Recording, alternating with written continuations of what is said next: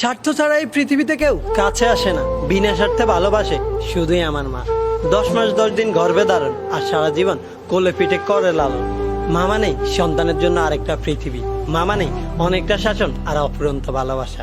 মায়েরা এমনই হয়, নিজে না খেয়ে সন্তানের জন্য রেখে দেয়, নিজের সুখ বিসর্জন দিয়ে সন্তানকে সুখী রাখার চেষ্টা করে। মা কখনো ক্লান্ত হয় না, সন্তান এবং পরিবারের সুখের জন্য সারা জীবন কষ্ট করে যায়। মায়েরা কখনো মূর্খ হয় না, লেখাপড়া না জানা মাটাও সন্তানের জন্য সবচাইতে বড় শিক্ষক। বয়সের বারে নুয়ে পড়া মাটাও সন্তানের অসুখ হলে সারা রাত বিছানার পাশে বসে সেবা করতে ভুল করে না। নিজের প্রেশারের ওষুধ খেতে ভুলে গেলেও সন্তানের অসুখ হলে ঠিকই মনে করে 3 বেলা ওষুধ খাইয়ে দেয়।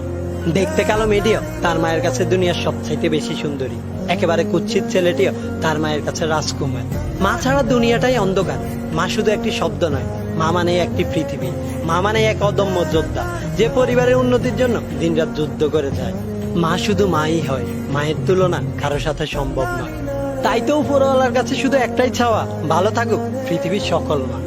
सुन मेरे खुदा मैं रहूं मैं चाहे ना, मेरी माँ का तू रखना ख्याल। मेरी माँ रहे सदा, मेरी एक ही दुआ, मेरा और ना कोई सहारा।